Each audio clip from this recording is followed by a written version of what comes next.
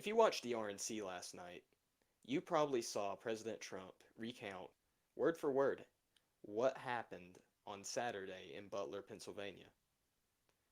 You saw him talk about the traumatic experience that happened at his rally that unfortunately took the life of one brave American and injured two others, as well as almost killing a former U.S. president, soon to be, hopefully, the next president of the United States.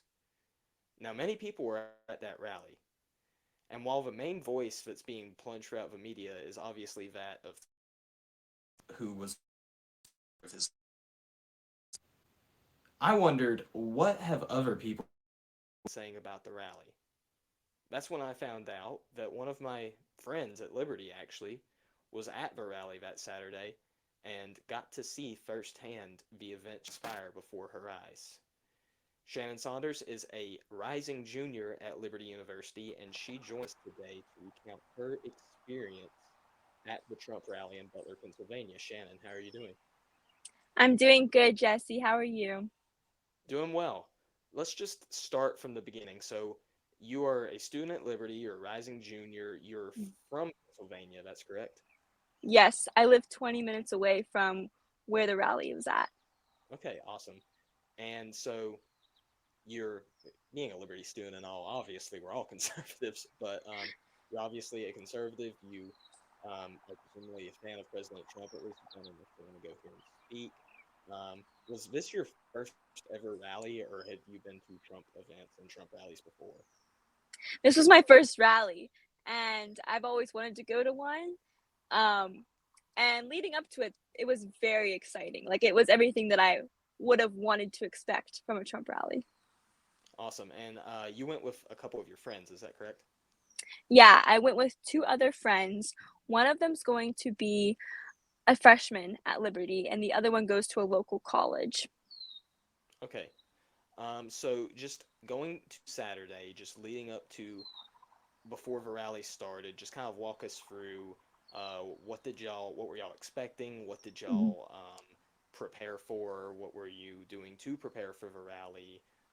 Kind of what happened before President Trump took the stage. Just kind of walk us through that real Mhm. quick. Yeah. So we got there at 8 a.m. when parking could be opened, but you could stand in line till 1 when gates officially opened. And we were the first 150 people there. And it felt like you were just waiting in line at an amusement park ride. Like, the lines were super long. Had that feeling of like waiting for like a concert or a sporting event.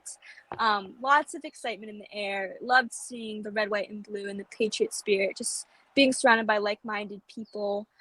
They were selling a lot of items for Trump merch, but obviously you could bring in like a certain amount of stuff because the Secret Service was checking you in. Once the gates opened at 1, there were multiple metal detectors. Very serious, like everyone was checked in. And then from there, you just walked to this open area that looked like the main arena. Like, you saw the big flag when you turned the corner, you're like, I'm in the right place. And that was at 1 o'clock, and he was supposed to speak at 5, but he came an hour late at 6. So we just ended up sitting there in our seats. We sat 15 rows away from the podium, facing the podium, and yeah, very close. And we were actually debating about switching our seats to one of the bleachers because we were like, maybe we'll get closer. And where we were thinking about was going to be the area that the shooting, like the bullets, were going to be at. And it's by God's grace that we ended up not switching our seats and we ended up just staying in the middle section. But we were in the middle of that row, surrounded by people. We were like sardines all squeezed in there. And I am in front of the camera. So you can actually see me on like Fox News when it's not zoomed out on Trump. You can actually see me doing like the YMCA before he comes out. And yeah, it's just Classic. crazy. And there's thousands upon thousands of people behind me. I can't even give you an estimate of how many people were there. But it was very exciting, playing a lot of patriotic music. It was just a great atmosphere. And that was kind of like leading up to it. And then he took the stage at 6. And I couldn't see him at first because everyone has their phone in the air. So I just put my phone in the air in hopes that I could get a good view of him. And everyone just had this exciting roar to it. And he just started talking what felt like 5 minutes, and I just hear bullets shooting from my left. And I look at the president and I see him shift from left to right and then drop. But looking back, he was definitely touching his ear. And next thing you know, my friend is on top of me, and my mind starts racing a million miles per hour because those weren't the only bullets being fired, and people are screaming. Some are automatically crying. And for a split second, I think like, what if I'm going to die? Like, is life real right now? I'm literally living in a shooting. But I'm also witnessing history, so of course all eyes are on Trump at the same time. And I'm crouched down in my chair, but below my chair, and I managed to see the Secret Service on top of him. And I pull out my phone because other people are too, and I'm trying to take photos and videos of the Secret Service on top of him, holding my breath. And I see blood on his ear, and for a split second I thought they were holding him up. I didn't know if he was conscious or unconscious. I thought for a split second he was gone. um and then he puts his fist up in the air, and the crowd is just roaring. People are just like, he just continues to fight for our country, even in like what seemed like maybe his last moments. And um we're just in shock. I think everyone was clapping was on pure adrenaline, and then people just were still like screaming and crying after. But everyone in front of the camera turns around to the news stations, who are currently writing a story saying it was just popping noises or firecrackers, um, instead of like an assassination attempt. And I knew that it was an assassination attempt as soon as I heard the bullets going off. And I thought that the shooter was in the audience because it sounded so close, until we learned recently that he was on the roof. And I just see so much armed men, heavy armed men come out, and I just feel like I'm in a movie. Like, this does not feel real. I knew that there was no way Trump was coming back on stage after that. Just waiting in line for 10 hours just only to see him 5 minutes. Um, it was super sad, and just the life that was taken of Corey, and the two wounded people, just from an event that something that should have never happened. And we're all in shock, and we're all leaving, and we're walking on this road leaving the arena, and we are told there's a golf cart coming up the hill and we need to get out of the way, and there's a bunch of people walking. And thankfully everyone's walking pretty calmly. I know President Trump touched that in his speech, saying that the crowd did not move. And I ran in high school, and so I feel like my gut instinct would be to run, but for some reason I felt paralyzed in that moment. And I don't think I could have, because I was surrounded by so many people. And we're walking up this road. People are walking quickly, but people are on edge. Like, I'm watching people get arrested because they're fighting other people and letting their actions get the best of them. And officers are getting on top of them saying this is not the shooter.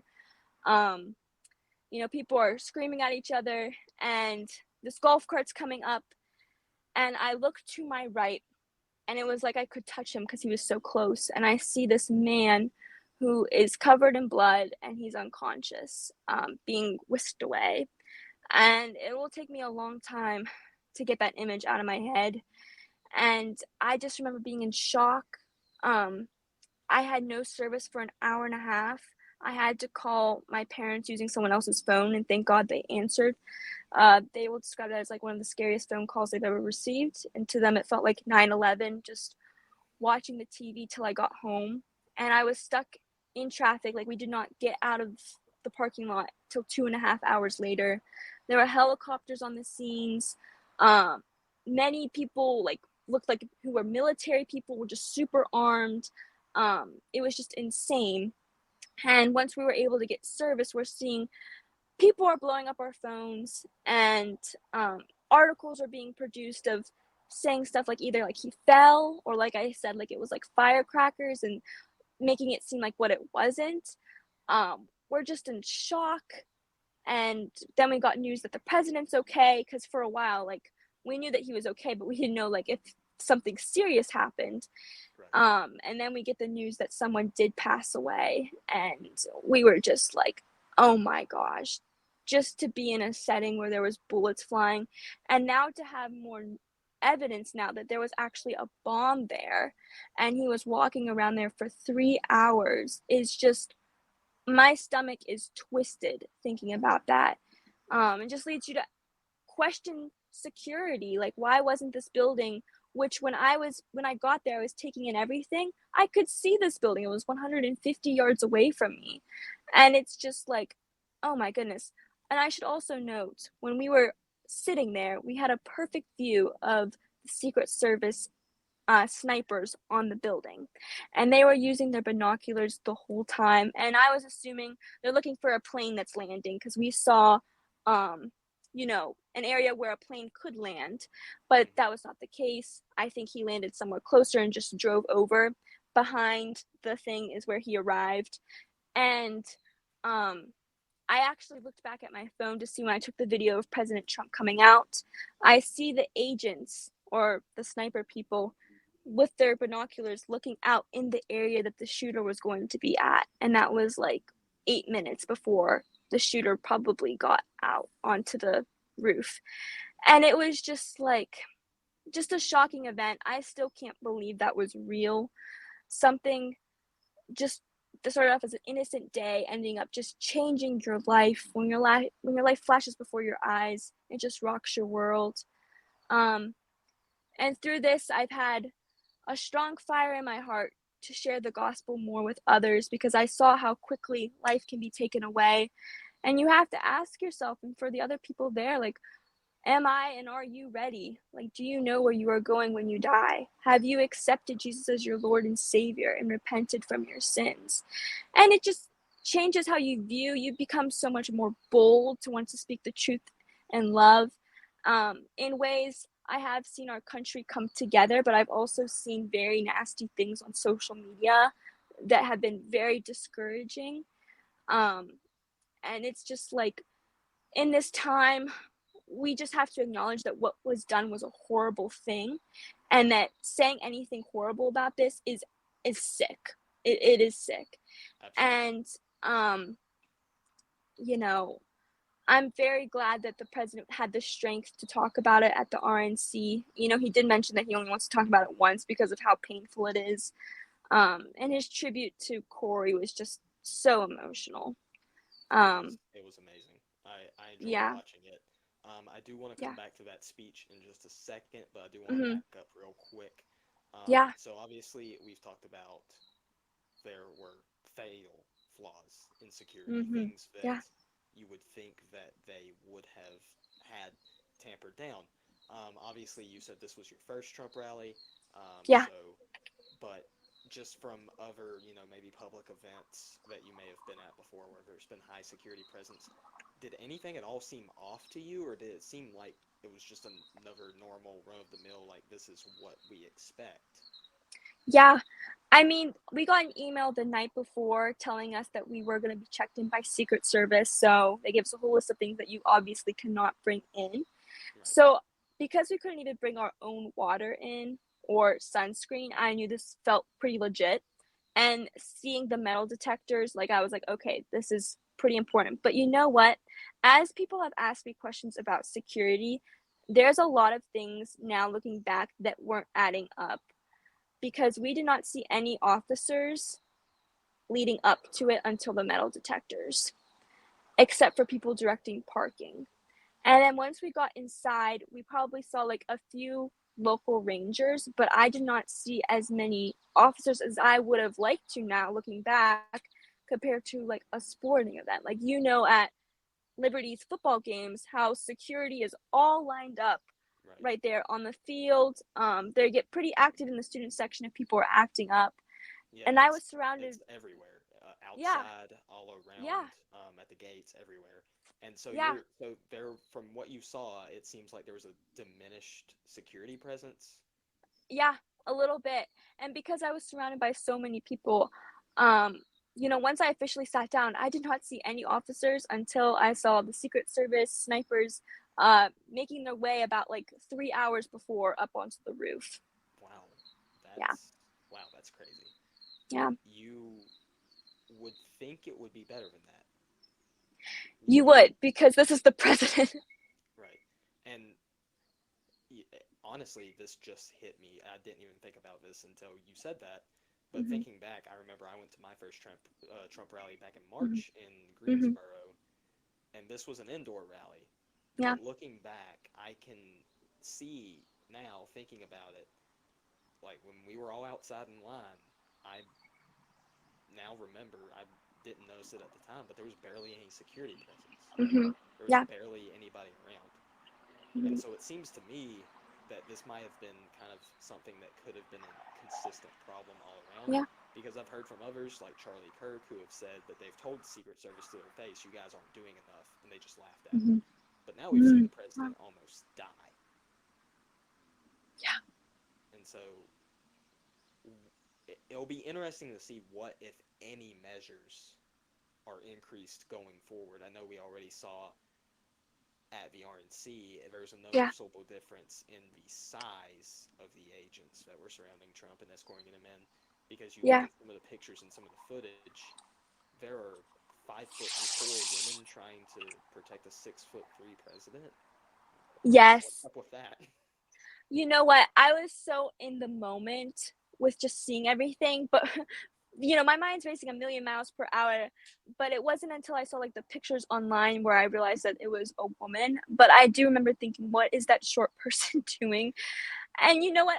This may sound controversial, but as a woman, I would not want to be protected by women. Some jobs I believe are distinct, like designed for men. I do believe that God designed men to protect, and you can see like when they're shoving him into the car, they don't look like they know what they're doing at all. She's fumbling with her And gun, not getting it yeah, closer. yeah, and it's just like super disappointing. And the director of the Secret Service has not said anything. Um, it America deserves answers. Trump deserves Absolutely. answers. Those families who are victims deserve answers. This was failed, and yeah. No, absolutely, I agree. And I believe that myself and my audience will definitely Mhm. probably agree with your comment on women in the Secret Service. If this blows up, I don't know what to tell you, but I know that my audience definitely agrees with you on that point. Yes, yes. But um, so fast forwarding a little bit, Mhm. something I wanted to ask. So you watched Trump's RNC speech last night? Yes, I was recapping it a little bit this morning too, as well. Okay. So from what you saw, I've seen many comments made about his tone, his demeanor, his Mhm. style, as Mhm. opposed to the past. Compared to previous videos, clips, Mhm. speeches that you've seen of President Trump, Mhm. including the 5 minutes that you got to hear from him Yeah. while he was on stage at Butler, what if anything, could you tell was different about Mhm. that speech that he gave last night? By him mentioning that he only wanted to talk about this once just goes to show how humbling it is. And I know he just made like an Instagram post like just a few minutes before we started recording this saying like, you know, every moment you have here is a gift from God. I just pray that he had a big come to Jesus moment because it truly was God protecting him with that one head tilt that was like a quarter of an inch of a difference. And um even him walking and observing other people who are giving speeches, like everyone has been talking how like this is not the same Trump that we saw before.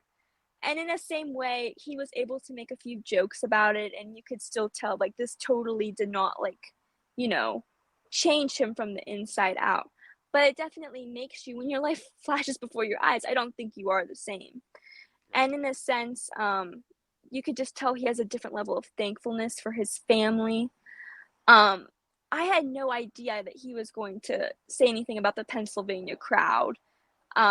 It felt like, oh my gosh, the president is literally crediting something that I was there for about how we did not move. I never even thought that that would be something that he would want to cover, but to him, he thought that was courageous for us to stick there for him. And I just was like, wow, you have to be so selfless to credit a crowd at an event. Um, and I just think that his demeanor has changed in a way. Like, he is still fighting for America and he has that passionate spirit. Um, some people may still think it's harsh, but I think if you really look at this and you've been paying attention to him, you'd be like, no, he is definitely has a different fire under his belt for this country. Absolutely. Mhm. One final question relating to that Mhm. point. Um, between the iconic photo of him with his fist raised in the air and all the coverage that we've seen before about this has been something that has been put in the face of each and every American in a way that most events and most news stories in this election cycle haven't. Mhm. Despite what happens with the Democratic National Convention coming up here soon and whether or not Biden is on the ticket, how do you think that this event is going to end up shaping and affecting the presidential election, especially in your home state of Pennsylvania? Yeah, I still can't get over the fact how something such in like a small town ended up being national and world news. Um, I was driving to work on Monday and I saw more flags than I normally see. And so I thought, and someone did mention this, it was actually during the Turning Point USA for Liberty's live stream, that it feels like this felt like September 12th of 2001. Like the nation seemed a little bit more united, being like, things have been divided for a while, but people are coming together to be like, and maybe it's just my state, Pennsylvania, being like, a president like almost died here. And I think if Americans have been paying attention to the policies that have been like coming out the last 4 years, they've had enough, and we want to put in someone in office who cares about the American people, who will not let us down. And that is Donald Trump. Absolutely. I 100% agree with you. I cannot wait to vote for him in November, Yes. and I will be right alongside, hopefully, many millions of Americans doing the same. Hmm. Shannon, thank you so much for joining today. Where can Yes. people find you? My Instagram is Shannon_Sauders.